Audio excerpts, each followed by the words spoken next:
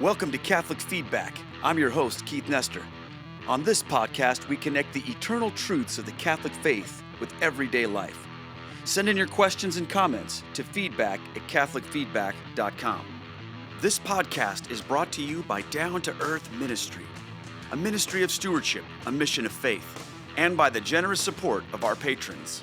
For more information, please visit downtoearthministry.org. That's down, the number 2, earthministry.org. Let's get to it. Welcome to Catholic Feedback, the podcast where we connect the eternal truths of the Catholic faith to everyday life. I'm Keith Nestor, and I know you're probably thinking, hey Keith, wait a second, why are you sitting with some other guy? Like, what's going on here? Do you have like a kickback or a sidekick now or something like that? What's going on here with this thing? Well, today I'm joined by a man who's he's not really been a stranger to my podcast or my channel in what I've talked about, but you've never got a chance to meet him. So I figured today I'd invite him to come and maybe stick up for himself a little bit on my channel. His name's Devin Schadt. So welcome Devin Schadt of the Fathers of St. Joseph Apostolate to Catholic Feedback. Devin, welcome to the show. Thanks for having me on. Yeah. Absolutely. Now, Devin and I go way back. Devin is actually the guy, if you've read my book or you've seen my conversion story, I talk about the guy who's got the house that looks like the Sistine Chapel with all the statues and no TV and the grand piano in his living room, whatever. That's Devin. So Devin, say hi to everybody out in Catholic Feedback land. Hey guys. In some ways, we blame you for whatever happened with me because before you and I got together, like I was the one who thought Catholicism was really like lame and traditional and just not Christian, and you were the one who began to open my eyes to that. So thanks for doing that, Devin. Yeah, thanks for coming home, man. Yeah, man, that was a long time ago, wasn't it? You're building up the kingdom. well, I don't know about that. I mean, I'm trying, and I feel like the Lord has blessed us with so many different opportunities, and I just wanted to have an opportunity for my viewers to hear a little bit about you and to answer a question that I get a lot on in my email on this channel. We're going to talk a little bit with Devin today about what it takes to be an awesome father, and fatherhood, because that's your deal, right? Like that's the ministry that God's put on your heart. And I know for guys like me, a lot of what I learned about being a father is just sort of like stumbled into it. Yeah, right. And had to basically make a lot of mistakes and make it up as I went along, and I did a lot of things wrong. And so you've got this incredible ministry where you talk about what it means to be a father and a dad. So tell us a little bit about how that got started for you and why that's important to you. Yeah, so, basically I had a conversion at 24 years of age, and had this moment where I surrendered my life to Jesus Christ. It was pretty climactic for me. It was an epic moment. But then after that, I got married, started having children, and then our third daughter, Anna Marie, was born 3 months premature. So she ended up in the neonatal intensive care unit. She was fine. They were just helping her digestive system come along, her lungs develop, and then she came home. And we had our little Anna Marie, but within 5 days she contracted a virus, which was, RSV basically. So it's a virus that attacks premature infants' lungs. And so Anna Marie, we whisked her back off to the hospital, and within 10 hours, basically what happened is she stayed in the hospital for quite a while, but the nurses, through nurse neglect, not paying attention to what was going on with her, they didn't detect that she was having apnea. And so she was actually having trouble breathing. And because of that, she suffered what's called a hypoxic event. Basically, not enough oxygen was transmitted to her brain. And so during that time when basically we got the life support team in there, the medevac team, they were able to get her on life support, fly her out to a hospital about 2 hours away. But by that time, she suffered 3 clinical death experiences and permanent brain injury. And so she was literally fighting for her life. And it was during that time when my wife saw Anna Marie for the first time, she looked completely different. I mean, she was swollen. She was on a ventilator. She was actually on I don't know what it was, but it was actually just keeping her alive. Her heart was failing. Her lungs were failing. And it was just a real, tragic moment for us. But Kim, it was during that time I was trying to start my own business. I was, working overtime a lot for the employer that I had. I was in ministry. I had just gotten involved in youth ministry. As you know, that's how we how we met. And Kim just said, I need you to come home and be a father and husband, because she couldn't handle it. It was just too much for us. And so at that time, we had 3 other children, all under the age of 3, 3, 2, and now this one. And she just said, I think I need you to be home and be a husband and father. And what that means is, I need you to stop, trying to defeat the world and try to be the man and try to be wealthy and successful and all this stuff. I just need you to really care about us. And that was hard for me, because I looked around and I saw very few dads who were cool, very few fathers who I felt like were successful at what they did. And I saw it as a second-rate vocation. And being a guy who just surrendered his life to Jesus Christ, and, I'm like really passionate about the gospel, I wanted to be like St. Paul.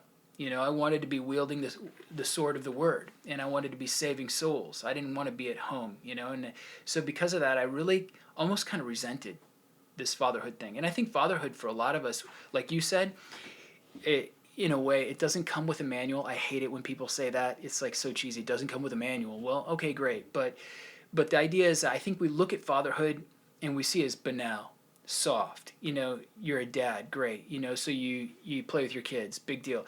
But I think that fatherhood, if you look at everything, like we were talking about earlier, personal transformation, that's kind of, I'm not saying it's easy, but if I want to be fit, sure, I can work out.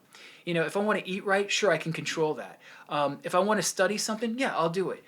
But when it comes to relational transformation, that's almost near to impossible. To have a great relation with your wife, to have an awesome relation with your kids, to get your family's souls to heaven, to have an awesome relation with God, and then transfer that relationship to your children, to your wife. That's one of the most difficult jobs on this earth. And I think a lot of people don't look at it that way. They say, oh, you're a dad, great, big deal. What do you do for a living? Well, not who are you living for? What do you do for a living? So the apostolate that I am involved in, Fathers of St. Joseph, I'm the executive director, is for the restoration, redemption, and revitalization of fatherhood, hopefully in this age. And I'm going to go a little political, but you look at all the nonsense that's going on in our world, right? And what it really is an attack on fatherhood. Marxist ideology is an attack on fatherhood. Look at those who promote Marxist ideology, and you'll find that they mention nothing about the father. That's because the whole goal is to take him out. Because if we can take him out, then we have access to the wives, we have access to children, we can make the family what we want. If we can make the family what we want, then we can make the church what we want. If we make the church what we want, then we just totally destroy it. And then there's no obstacle to Satan overcoming this world.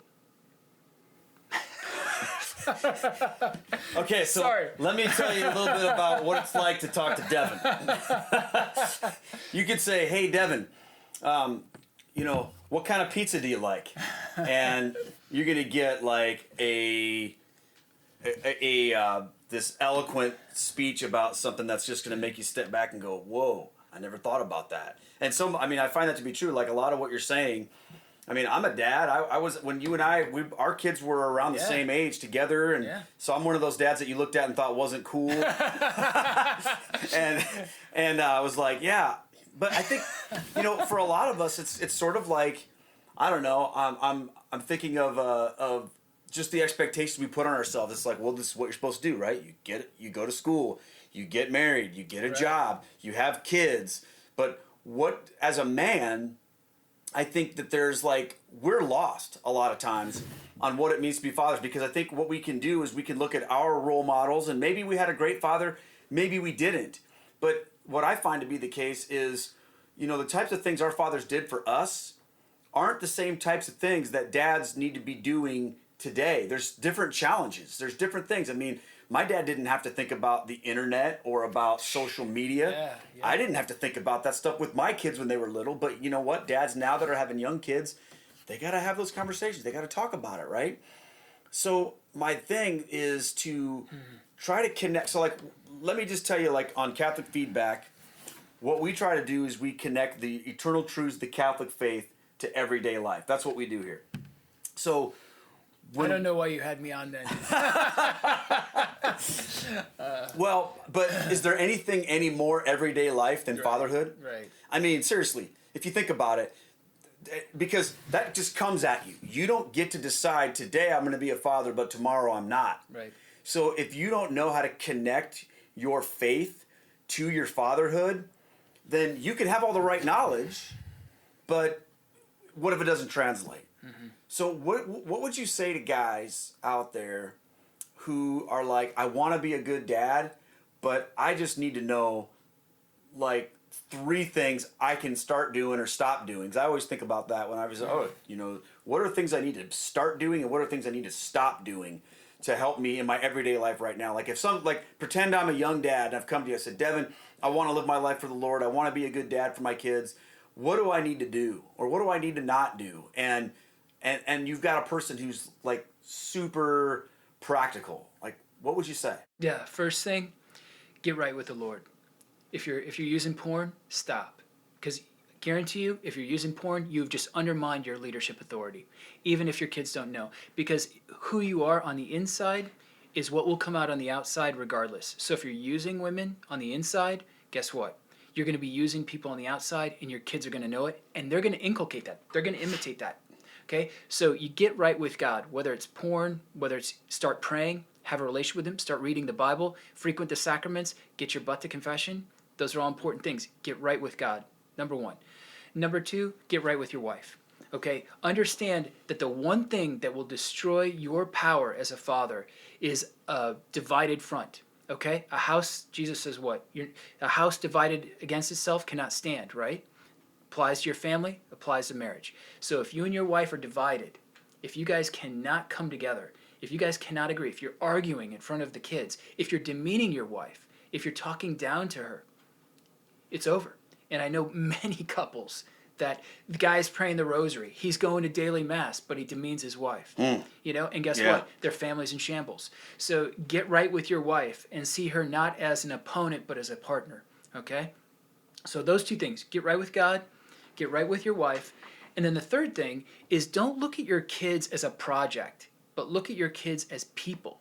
Okay? So like a lot of dads, what they want to do is they want to, so like where are you at right now spiritually? Where am I at? Were you like that when you were 8 years old?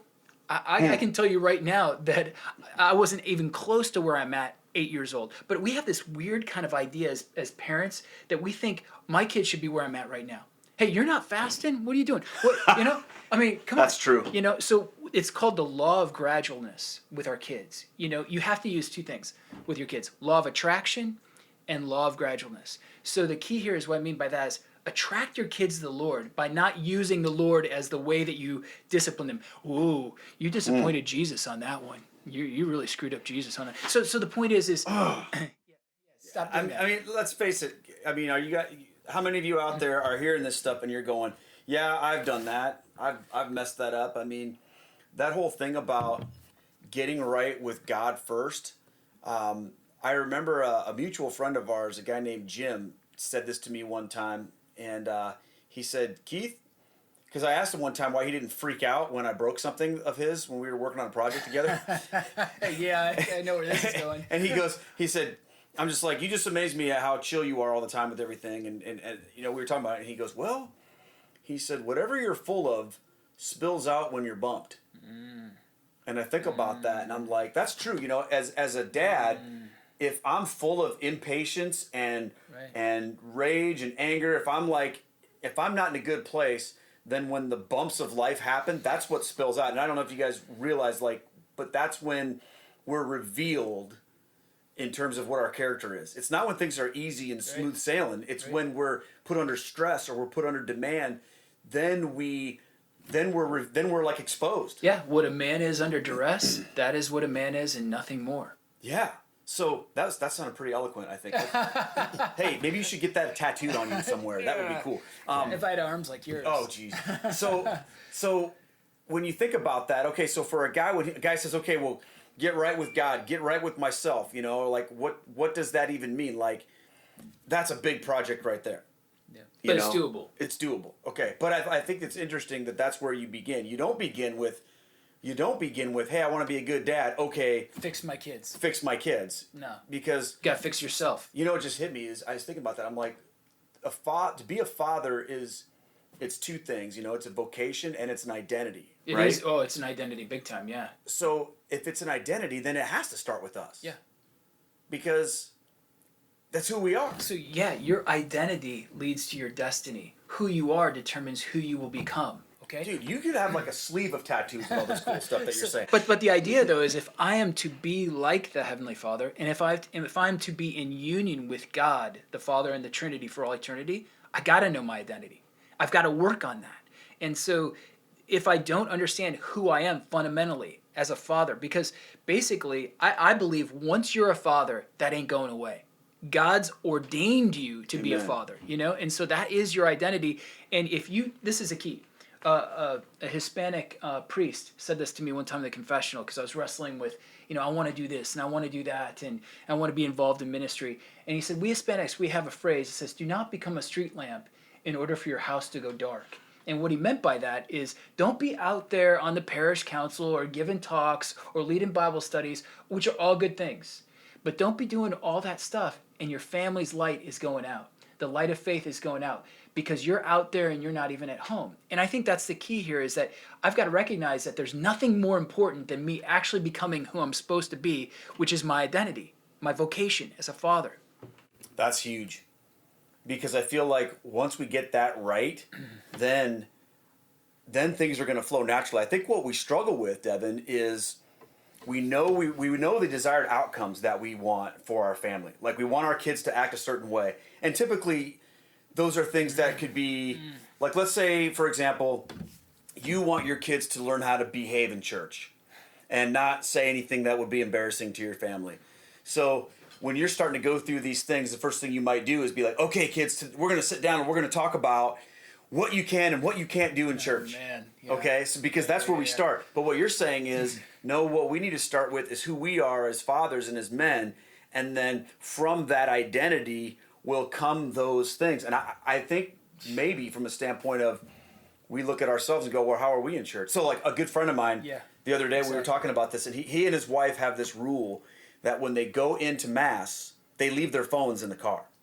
It's not, they don't just leave them in their pocket and not check them or, check them when, the piece is being passed or something like that or whatever, or try to be sly about it. They just leave them in the car. Well, my buddy was, he had some meat on the smoker. And you know how that goes. Like these guys that have the smokers, it's all about like technology. Like he's got an app on his phone that tells him the temperature and when he has to do stuff. So he's like, well, I had this barbecue stuff and so I had to have my phone on me to make sure I knew when to whatever with the meat. And his wife just like totally called him out on it. She's like, why is your phone not in the car? And he was like, and he told us that story sort of in like a self-deprecating way, like. It's hard for us, even if we have good intentions to because here's the thing, man. Our kids, if they have like an incredible radar for when we're not authentic. Yep. And if they see you for 1 second, guys, do something that contradicts anything you've told them to do, then you better believe the next time you try to hold them accountable, they're going to say, but Dad, you said that word.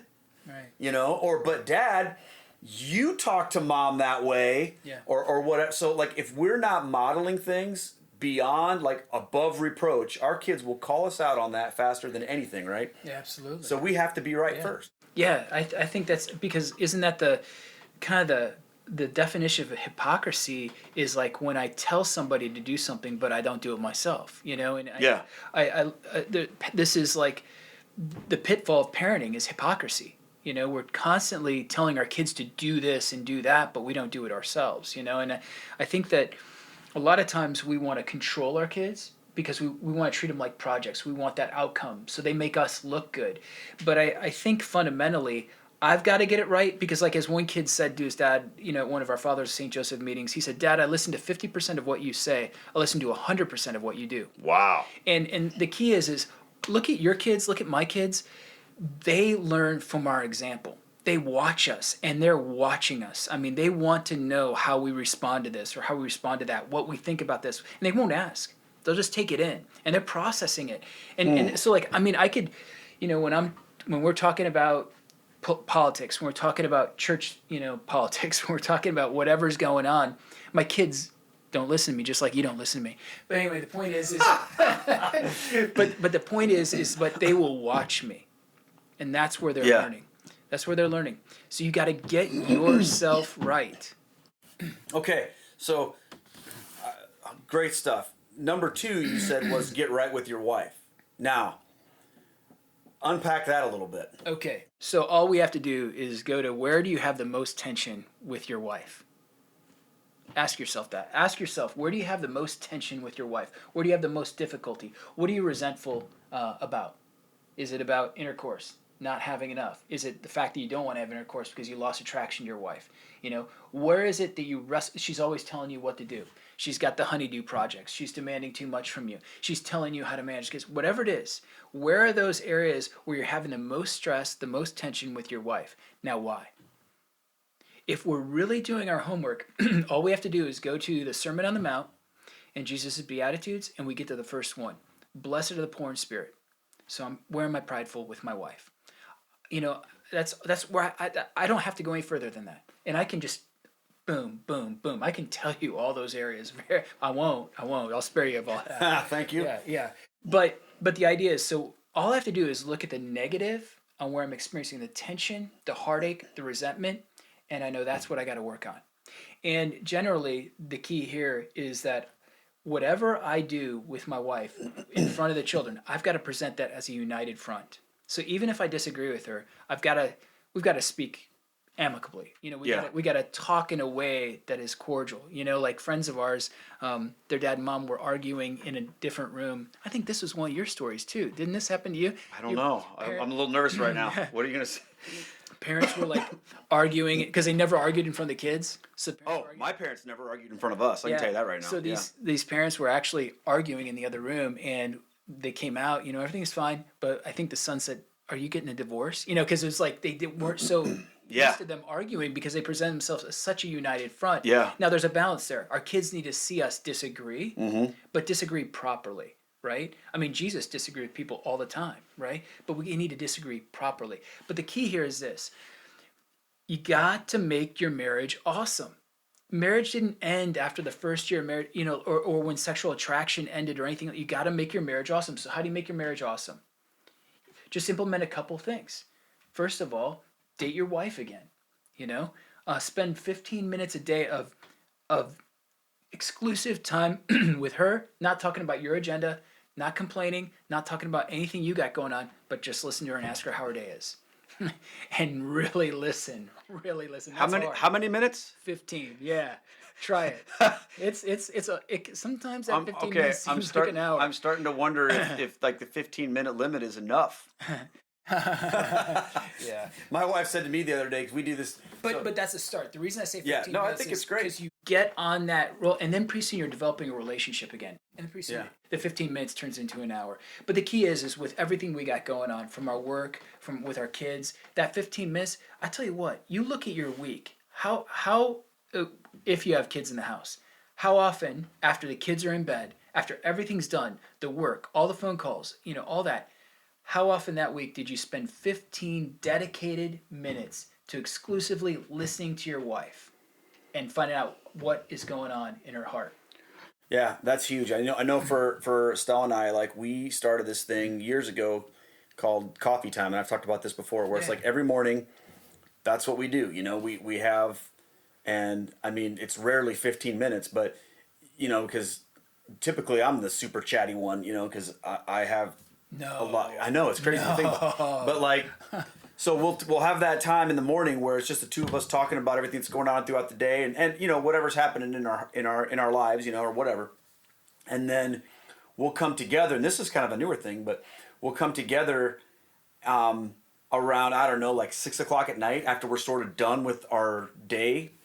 And then we call cocktail time, where we'll have, something to drink, and it's not always a drink, but, whatever. It's just... Keith doesn't have any kids living at home. No, that's, So we come together, and it's like, that's like, so we start the day like that, and we end the day like that. That's and then awesome. I feel like that's been huge, but it amazes me how, since we've been doing that, it's helped us stay on the same page, because I think what can happen is when you decide, even as parents, right? You're like, we have this common goal, and it is these kids.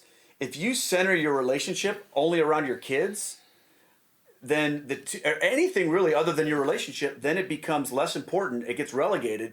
Then you don't work at it, and then next thing you know, you wake up, you're like, what happened? I can't tell you how many couples I know personally who, after their children moved out, they began falling away from the faith. Yeah. They stopped praying together. Yep. That was the first thing. Stopped worshiping together, going to mass together, and then they eventually got divorced because their whole focus was on raising these kids to holiness. Yeah. Right.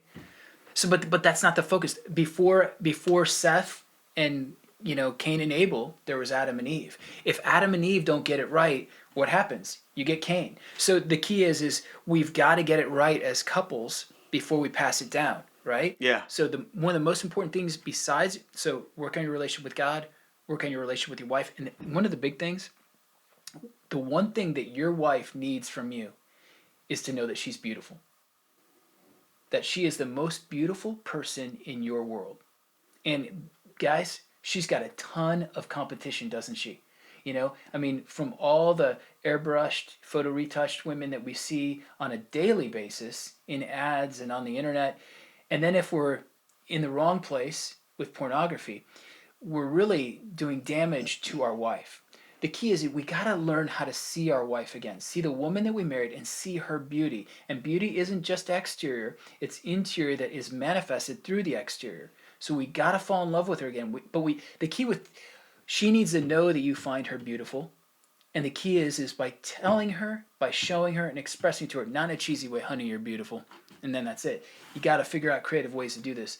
But man, you got to reawaken her to her own beauty. I think a lot of times, women have told me this, a lot of times women don't want to be beautiful because they think that their husband has lost interest, that he no longer finds. So it's a vicious cycle. Yeah. He's not interested. She feels ugly. Then she doesn't take care of herself as much. He's less interested. She feels more ugly. Goes on and on and on. Yeah, it's like this wicked cycle of destruction, because I think sometimes if she feels like she's trying and then he's not interested, then she's failed. Versus if she just says, "Well, I don't even care," Right. And the same thing true for guys. We have to make each other feel that way. So so let's talk practicality for a second.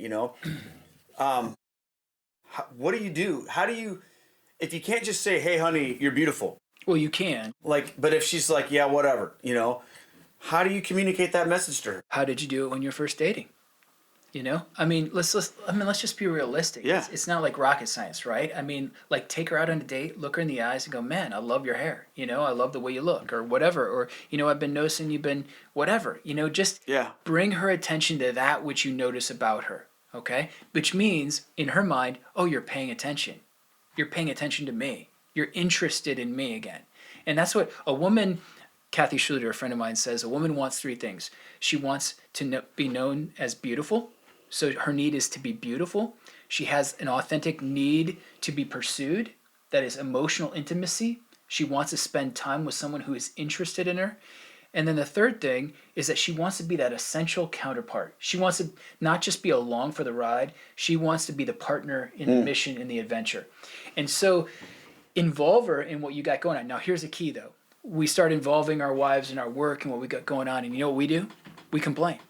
We complain and we, moan about how hard our life is. And then you know what our wives want to do? They want to fix it, but they can't. And this is a big problem. They begin, you look at Mary, the Virgin Mary at the foot of the cross. What does she do with Jesus' pain? She embodies it. That's what Simeon says. A sword of sorrow pierced her heart. She embodies the pain of her son. That's what our wives do. They see their husbands struggling. They see us struggling with our jobs, with our finances, or with relationships, or whatever's going on, and they want to fix it. But they can't. So they embody that. So the one thing that you don't want to do is, so just a little science here, women, if their cortisol levels, which is a stress hormone, go through the roof, then their hormones shift improperly, and then they start to be unhealthy. They start to gain weight. Things like that happen. And they're not happy about it, but they can't help it. Well, when we put stress on them, and when we're complaining all the time, and they can't fix our problems, they embody that. Literally, they embody that. Wow. And so we've got to be careful. So sharing the mission with them and having whatever they're interested in, being involved in their mission, we do it, but we don't become this complaining weakling, this wimp who's blaming everybody for his problems. Wow. That's huge. I think about Ephesians 5, the text that talks about wives submit to husbands as unto the Lord, and husbands love your wife as Christ loved the church. And, I think about, did Christ complain to the church? Was he like, oh man, I got to go down the cross? No, he said, look, whatever happens, he said, I lay my life willingly. No one takes it from me. Yeah. I think that message in and of itself to our wives is huge. We have to say to our wives, like, I'm doing this willingly. Like, I'm not, and I don't know that we'd ever say it like that, right? But do we say it in our actions? Like, when it's time to step up as dads and as husbands, are we like, all right, I'll drive to soccer practice, or all right, I'll go to the Valentine's Day dinner thing at the church that I really don't want to go to? Or, like, do we complain? Or do we step into it with boldness? I know, like, for me, I complain sometimes. And No. I know it's hard to believe, but I have to check myself on that, because I can get into that place. Okay, so that's number 2, which, I mean, of course, we're just briefly touching these things. Okay, so we got to get right with ourselves. We got to get right with our wife. What was the third one? I already forgot. Okay, so get right with God. Yeah. Get right with ourselves, and don't make your kids a project. Yes, don't make your kids your project. Have a personal relationship with them, okay? So, first of all, define that. Like, talk about what you mean when you say don't make your kids a project. What do you mean by that? Okay, so if I'm building a house, I get the materials, I get the blueprint, whatever it is, I get the subcontractor, say, okay, from A to Z, this is what we're doing, okay? This is how it's supposed to go, okay? And with kids, that's not how it works. It doesn't just go the way it's supposed to go. We have problems. Every personality is different. I've got 5 daughters, okay? So, yeah. So, I'm surrounded by females. If only that happened in high school. But the point is that... If only you had 5 daughters in high school? That would have been something. If only I was surrounded by women. Oh, okay. But the idea here is that a lot of times we just want to fix it. Guys, we're fixers. Yeah. We're solution-based. We're goal-oriented. And so we see a kid out of line. And I've noticed this just lately with me and my kids. Like, I'll see my child doing something that I'm not happy about. And so the first thing that's almost ready to come out of my mouth is, hey, why aren't you doing this? Or why did you do that? And rather, I got to rewire my brain. I got to rewire the way that I'm thinking and enter into a relationship. Hey, what's going on with you today? How's your day going?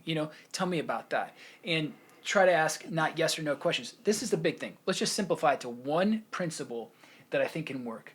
Okay, how do you have a real relationship with your children and not make them your project? Rather than accepting our children, we need to choose them. So imagine you get to heaven, okay? And God shows you around. Jesus shows you around. Jesus says, hey, Devin, great to have you here. There's a refrigerator. It's loaded with beer. The remote for the TV's there. Netflix is on. Your bedroom's at the end of the golden hallway. Nice pillows in there. Everything's set. Hey, but me and the disciples, we're going to go out. We're going to head to the bar, right? Okay, Jesus wouldn't do that. But anyway, this is an interesting picture of heaven here. Yeah, but the point is that we'd be like, whoa, wait a minute. I'm accepted. I'm accepted into heaven. I'm accepted into the home of God. He's given me everything. But yet he's going to go have communion, social time with his buddies. I want to be a part of that, right? Well, our kids oftentimes can feel like they're accepted. Hey, food's in the fridge, in the cupboards, whatever. Remote's over there. Oh yeah, you can stay here. But we walk past each other every day and we don't see what's going on inside their eyeballs. And I know a guy who did that for 16 years with his daughter. His daughter was beautiful, beautiful. Academically astute. She was absolutely gorgeous. She had everything going from her talent level, and she had a light. Her front room was, her bedroom was in the front of the house. Her light would light up her whole neighborhood at night. She'd stay up late studying or whatever. And then one night in December, that light quit shining. She committed suicide. Her dad wasn't even aware that was coming. Wow. Because they were passing each other. He was working on his rental properties. He was working on flipping homes. He had a full-time job in addition to that. And they were just crossing each other. And the key is we've got to choose our kids. So what that means is you see your kid at the table, sit down with your kid. Start asking questions. Not yes or no questions, but what's going on? How's your day? Tell me about that. Get into their life. And you know what? After a while, they'll begin to trust you. Mm-hmm. Because you really care, because you're choosing them and you want to spend time with them. Kids know when you want them, when you're choosing them, or when you're just accepting them. Wow. We all have stories of, or experiences of, you go to the Little League game and there's the dad at the game, and his son's, getting ready to get up to bat, and the dad's just like, it's his whole world is about to either be amazing or terrible. And I remember when I was in high school, one of my buddies was like this awesome wrestler, and his dad was always around helping us out with the team and everything like that. And when my buddy, he won state, I think like his sophomore year, and we were at the state tournament, and he won, like he was a state champion.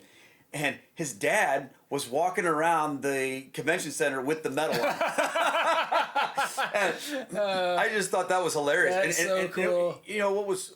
And he's a great guy, But I thought there was a part of it that it's to a me, little vicarious kind of thing. It was. What was interesting about it to me was like the son was weird. Like he didn't even care. He's just like, he got the medal, and then he just like, here you go, Dad. And the dad was walking around like just beaming with pride. Now, as a dad, I get that. Yeah. But what I thought was interesting, even as a kid, thinking about this was like, who cares more about this, the dad or the son? Well, time would play out that it was clearly the dad, because this kid, he ended up being like a 3-time state champ, but then he went to college and just didn't even care about wrestling anymore. He did it for a little while, and then it was just like whatever. Yeah. And I think that it's easy for us. I mean, it was easy for us to spot it when it's happening to other people. Right. We can look at that guy and be like, "Oh my gosh, he's out of control." But do we look at ourselves, fellas? Do we look at ourselves and recognize, what am I doing? And I mean, my kids weren't big athletes, but growing up as I was a pastor for 22 years, so my kids were the pastor's kids. You better believe I wanted my kids to be like thought of as the well-behaved kids in church. And my kids are great, but there'd be a lot of times I remember where I'd be like driving home from church going, oh, what did they say? What did they do? Probably a lot like what my parents did because of me, because I was a PK too. My dad was a pastor, but I can honestly tell you, my parents never treated me like I was a project, but I've probably done that to my kids, and I'm sure a lot of people have. But so how do you not do that? I guess, because if the first two things were things that we do, we get right with God, we get right with our God, with God, or with our wives, our God. Get right with God, get right with your wife. But then the third thing was not to make your kids a project. Yeah. Okay? So what's the positive? No. Like, what's the positive side? How do you not do that is what I'm saying. Like, what is it that you need to stop doing to, because I'm assuming that to make your kids a project, that means you're doing something, right? So what do you need to not do? Okay, so like that example you used of the guy who's a wrestler. Yeah. Right? His dad obviously was trying to live vicariously through his son, okay? Right. And so maybe his son actually did want to wrestle at first, but then his son gets tired of it by college. Why? Because he recognizes that his dad maybe doesn't love him for him as much as he loves him for his wrestling, maybe. But that kids can easily become distanced from their parents when they feel like their parents want to fix them or want them to be in this certain mold or whatever. Okay, so how do we not try to turn our kids into a project, someone we're trying to fix? Well, the key is you got to love them. I mean, it comes down to love. So how do you love your kid? Well, how do you love anybody? You accept them for who they are. And as a parent, you have the obligation to try to make them better, yeah, but without controlling them. Okay, so think about this. You hear all the time, like, I don't believe in God because there's suffering. I don't believe in God because there's suffering. Well, that doesn't prove that God doesn't exist. It just proves that you don't like God because you think he makes you suffer, right? Yeah. Yeah. So God does allow suffering. God doesn't invent it. Sin invents it. So but God does allow it. Now, we blame him. Well, where were you, God, with Hitler? Why didn't you step in? Why didn't you stop that? Well, eventually he did, right? But why didn't you stop this terrible calamity from happening in my life, my kid's life, my wife's life? Well, we want this controlling God in those circumstances, but in other circumstances, we would hate the micromanager God because he's over-controlling. So God is a master at being able to take events and things and bring about the greatest good amidst suffering so that we become perfect. Because that's the reason why suffering it exists in a sense, in a good way, is because God is patiently perfecting us for communion with him. So with our children, instead of just trying to fix them or protect them or control them, what do we got to do? We just got to love them and work with them in whatever capacity it is, whether it's our academics or whether it's shooting bows and arrows or teach them how to fire guns or firearms or whatever. We need to just love on them and be with them and experience that with them while teaching them. They're not going to be perfect because we're not perfect. We're kids raising kids, right? The key to it all is you got to choose them in love. You accept who they are, but try to teach them the things that you've learned, especially in the realm of God. If you don't have a relationship with God, if you don't have a relationship with Jesus Christ, there ain't no way you're going to be able to teach your kids to have a relationship with Jesus Christ. And so don't lament the fact that your kids aren't, having a virtuous, moral, upstanding life and loving the Lord if you don't. Yeah. I think, you made that comment earlier about not punishing your kids with the thing that you're trying to help them with, like with their faith. Mm-hmm. And I think about that sometimes we pull those big guns out, right? When we can be guilty of like shaming our kids. And when they're caught in something or whatever, we say, well, you really made God upset, or you really disappointed Jesus in that, and I mean, I think of horrible things that I probably said to my kids when I was really upset with them or whatever. But I think that the idea of it's accepting them for where they are. And here's what I've seen is that when your kids know that you love them for who they are, then they will be a lot more likely to want to learn from you because their guard is down. They don't have to be protected from you. Right. And if they're protected from you and they're like, well, I can't let you notice that I'm doing anything wrong because you're going to come down on me. I noticed that. I tell you what, like when our kids moved out, I noticed that was a shift in our relationship because there were certain things that when our kids lived with us, we had to be responsible for them for. You know what I mean? Yeah. Like, I have to make sure that you get up and go to school in the morning when you live with me. I can't just say, well, I guess you don't feel like doing that.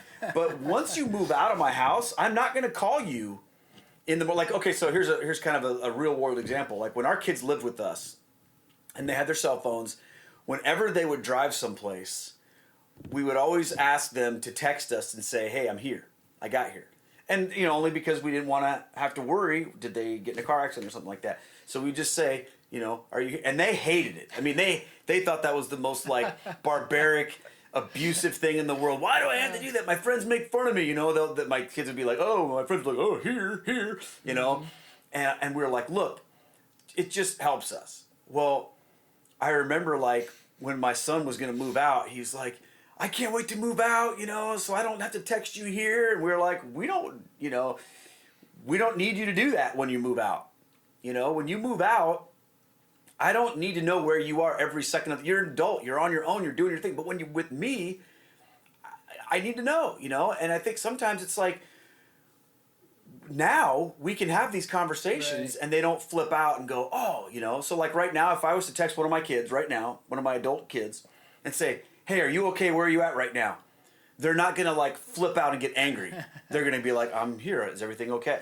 Right. But when they were 16 and if don't try to control me. Exactly. Yeah, don't try so I think like part of the whole project thing is riding those waves of like learning what you have to manage and what you have to accept. Yeah. Because that's tough, man. It's tough to know, accept our kids the way they are, but for them, they don't view it that way. They view, unless you celebrate everything that they're doing and who they are, then you don't accept me. And so how do you teach them that you can disagree with them but still accept? Yeah. So the key here is that discipline with love, love with discipline, right?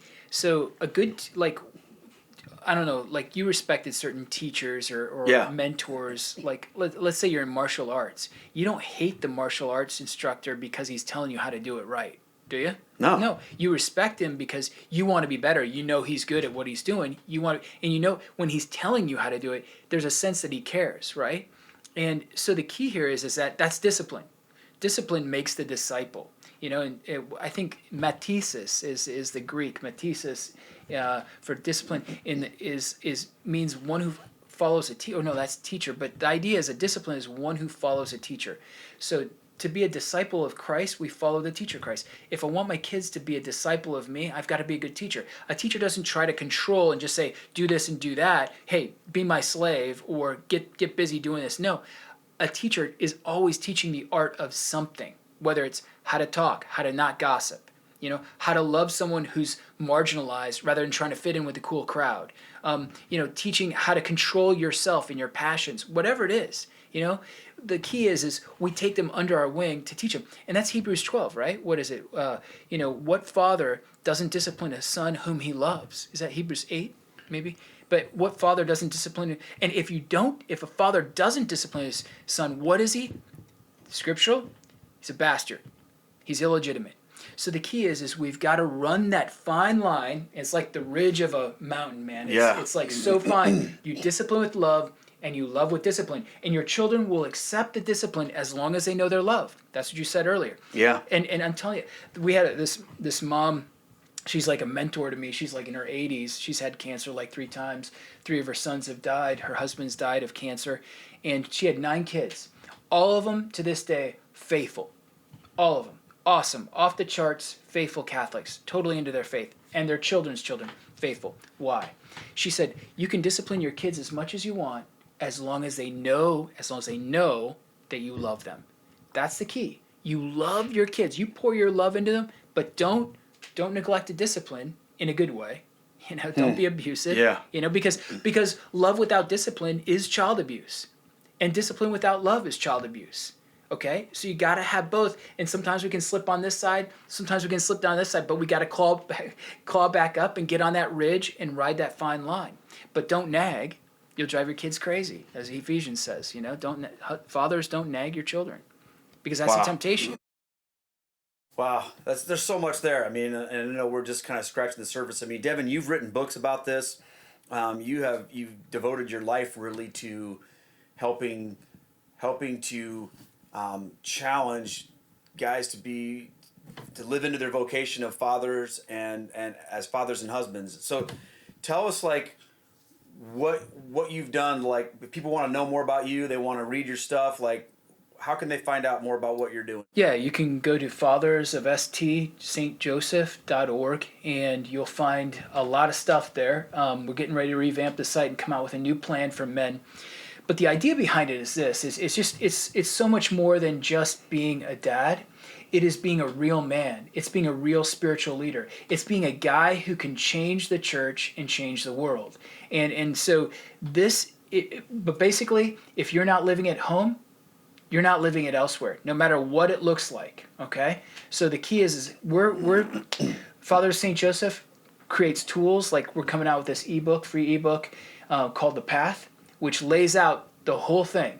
It lays out the single path to glory, the 4 pillars that every guy needs to build his life on, the 7 principles to live it out, in the 33 practices. We've got Show Us the Father, which is a very practical kind of book on fatherhood. But now we're coming out with a consecration program to St. Joseph. We got all sorts of stuff coming out that's going to help guys actually become the men, the leaders, the fathers that they're designed to be. Awesome. Well, I can tell you, I've known you for 20 some years, and I'll tell you guys this: like, Devin is not just some guy who just talks about this stuff. Like, he lives it out every day, and his family's awesome. His kids are amazing, and his wife is really obedient. We'll probably edit that part out. No, I mean, he's got his marriage is great. It's like he walks the talk, and it's been awesome to see that, and so I'm just so glad that you were able to take some time and talk to our folks here at Catholic Feedback on the YouTube channel, and I hope that you'll come back. This was fun, and we'll definitely do more of this. So thank you guys so much for tuning into this episode.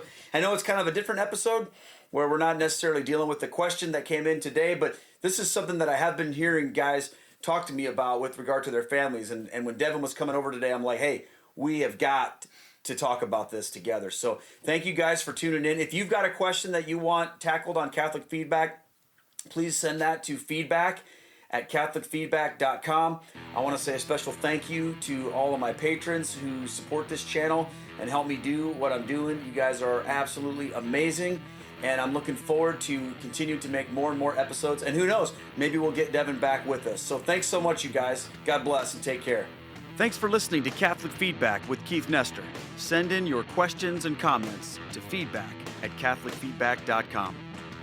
This podcast is brought to you by Stewardship, a mission of faith, and is also supported by our team at patreon.com/Keith Nestor.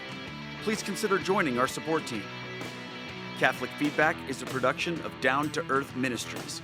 For more information about Down to Earth or to bring me to your parish or event, visit down2earthministry.org. See you next time.